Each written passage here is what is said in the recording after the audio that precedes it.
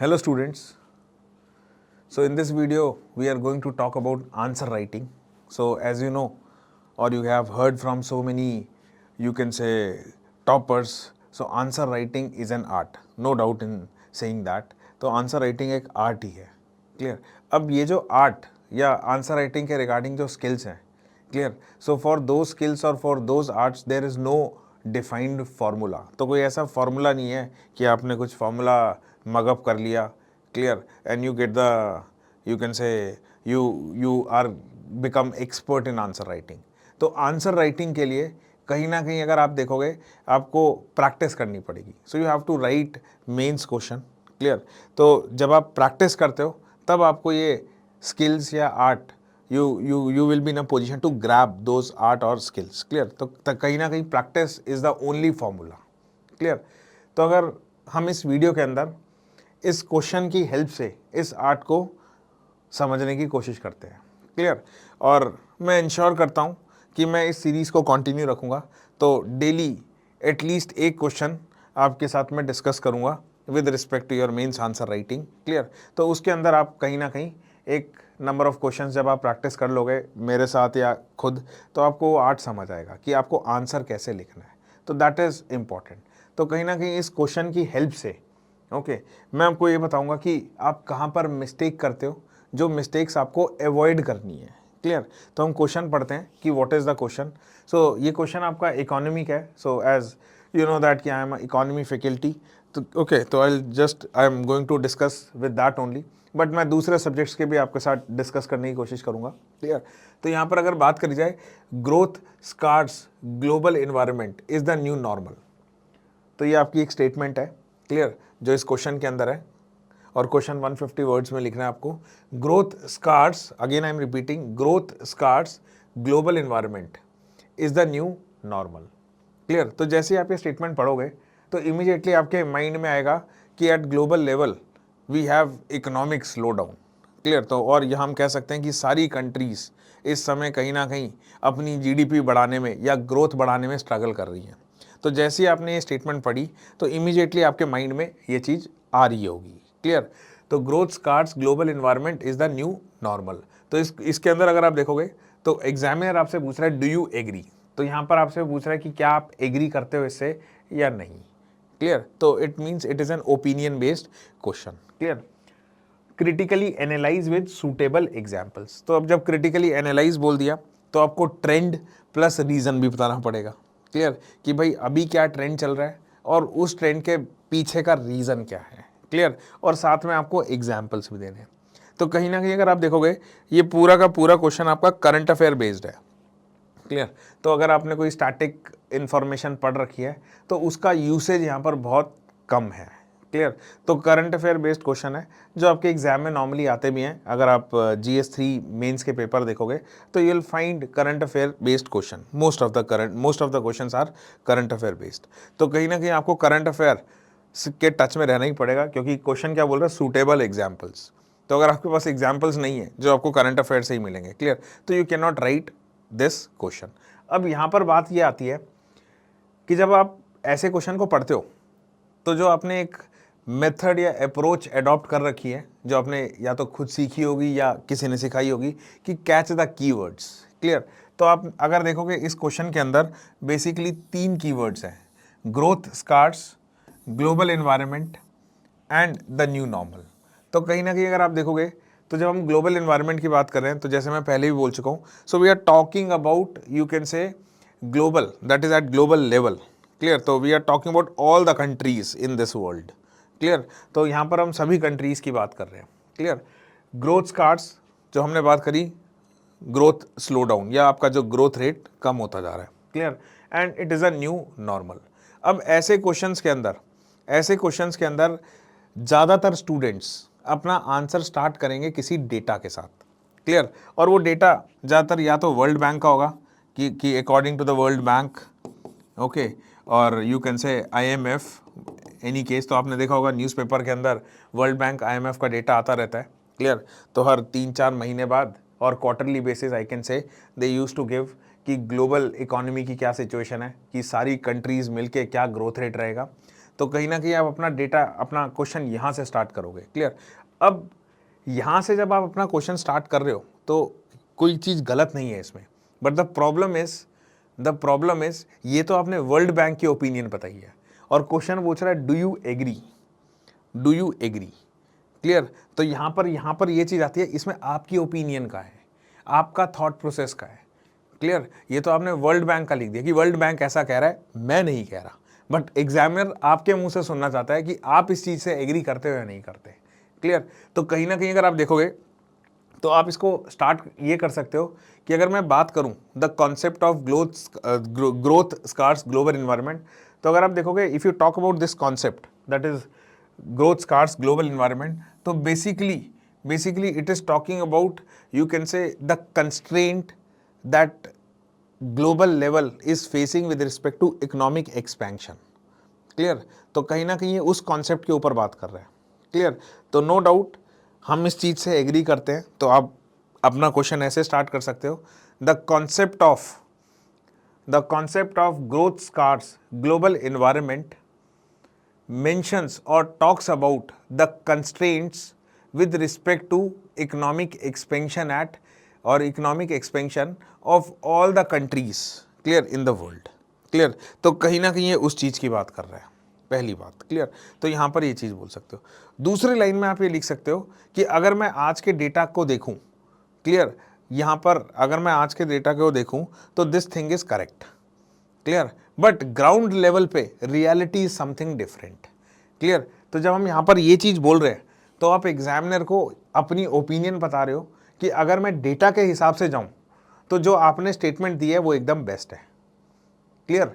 जो आपने स्टेटमेंट दी है दैट इज बेस्ट। क्लियर। कि ग्लोबल लेवल पे there is economic slow down, okay, या फिर countries are facing in their economic expansion. Clear. But ground level पे रियलिटी इज डिफरेंट।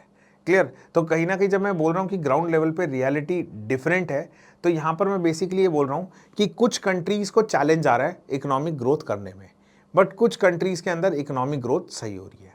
क्लियर। जैसे अगर मैं बात करूँ जापान, जहाँ पर 1-2% की इकोनॉमिक ग्रोथ हो रही है। क्लियर। यही मैं अगर इंडिया की बात करूँ 6 से 7% के बीच में इकोनॉमिक ग्रोथ हो रही है। क्लियर।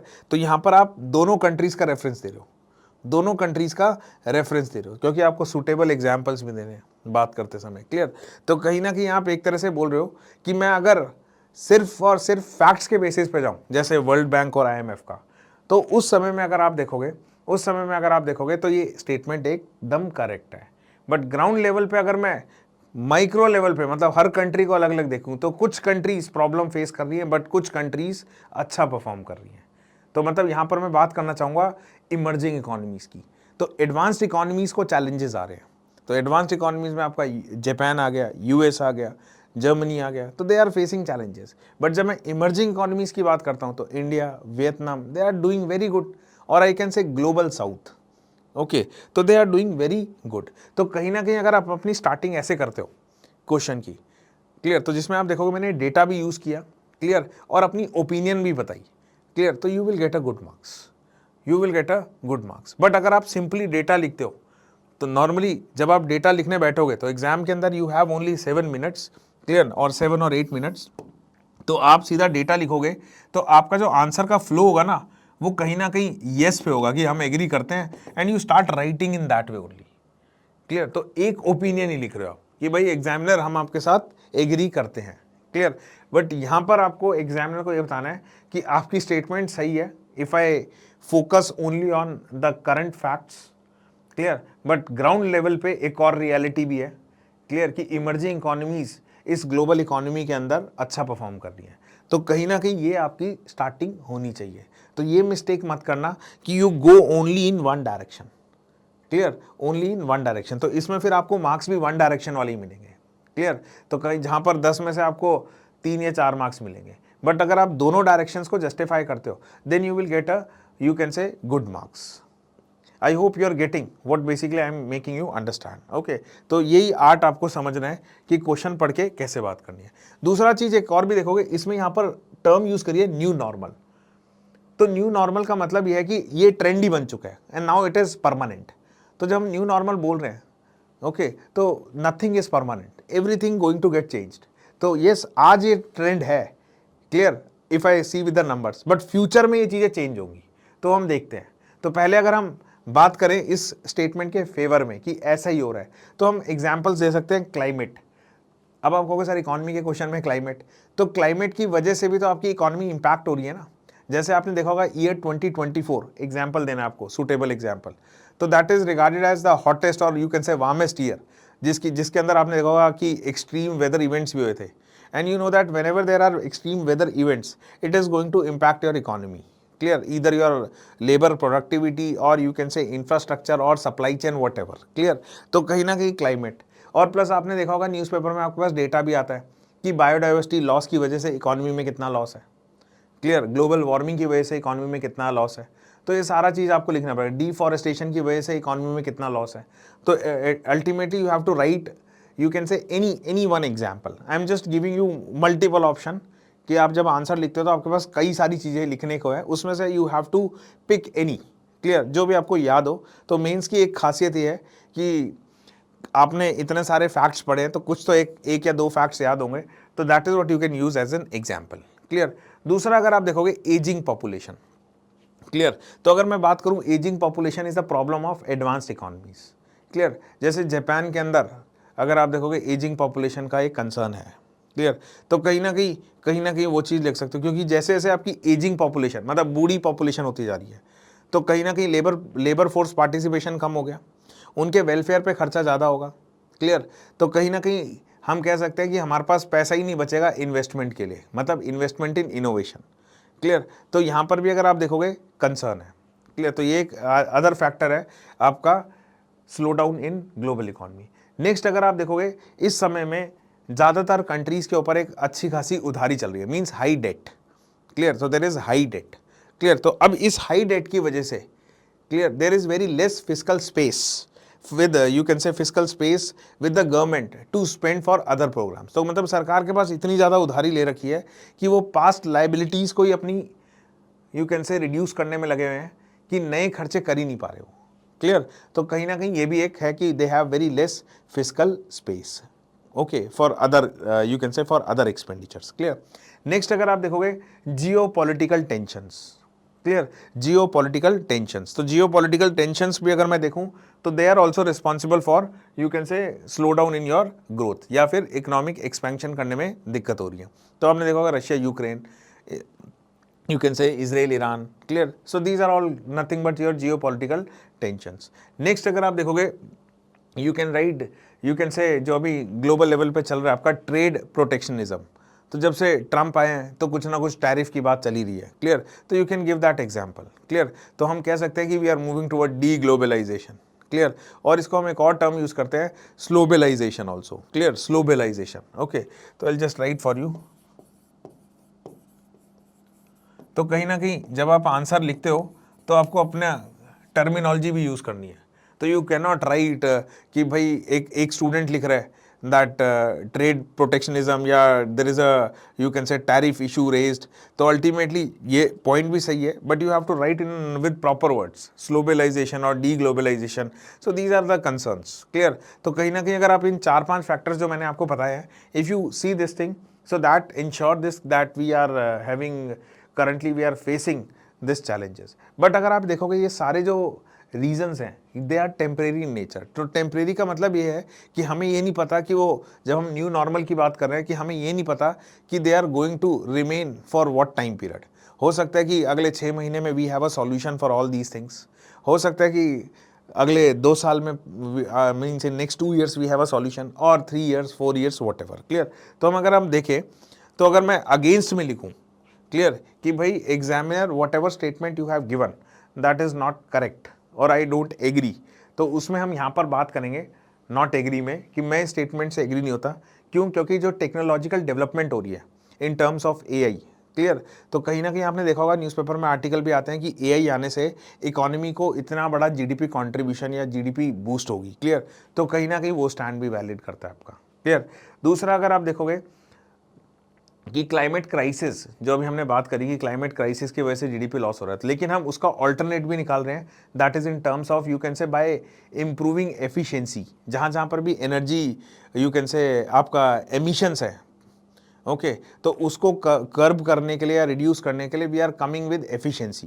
क्लियर, तो जैसे हम रिन्यूएबल एनर्जी में जा रहे हैं, शिफ्ट कर रहे हैं, क्लियर, इलेक्ट्रिक व्हीकल में आ रहे हैं, clear, but we are doing so many things, तो कहीं ना कहीं वो एमिशन आपका कम करेगा, क्लियर, और न्यू जॉब्स भी क्रिएट करेगा, क्लियर। तो ये सारी चीज़ें आपको बतानी पड़ेंगी। थर्ड, अगर आप देखोगे, aging population is a problem of advanced economy, but if I talk about global south or you can say emerging economies, clear, तो वहां पर अगर आप देखोगे we have a youth bulge, clear, तो कहीं ना कहीं they contribute for global economy, clear। Next अगर आप देखोगे जियोपॉलिटिकल टेंशंस की अगर मैं बात करूं, no doubt Russia Ukraine war started in 2022, clear, but if you see still that war is going on, clear, but both the countries leader, अगर आप न्यूज़पेपर पढ़ते हो तो आज के टाइम में दोनों कंट्रीज के जो लीडर हैं इस्तांबुल में मीटिंग कर रहे हैं, क्लियर, ताकि इस वॉर को रोक सके, तो कहीं ना कहीं दोनों कंट्रीज अब एग्जॉस्ट हो चुकी हैं, क्लियर। तो कहीं ना कहीं अगर आप देखोगे इस्तांबुल पे मीटिंग चल रही है, क्लियर। प्लस अगर आप देखोगे if you are reading newspaper regularly, तो अगर आप देखोगे इजराइल ईरान वॉर में भी कहीं ना कहीं थोड़ा सा वॉर कम होने का एक वो है कि शायद वो कम हो जाएगा आपका, या कॉन्फ्लिक्ट खत्म हो जाएगा, सीज फायर की बात चल रही है, क्लियर। तो कहीं ना कहीं अगर आप देखोगे ये सारी चीज़ें आपको लिखनी पड़ेगी, जियोपॉलिटिकल टेंशंस है, but now we are moving toward you can say ceasefire और वट एवर, और you can say kind of agreement, clear.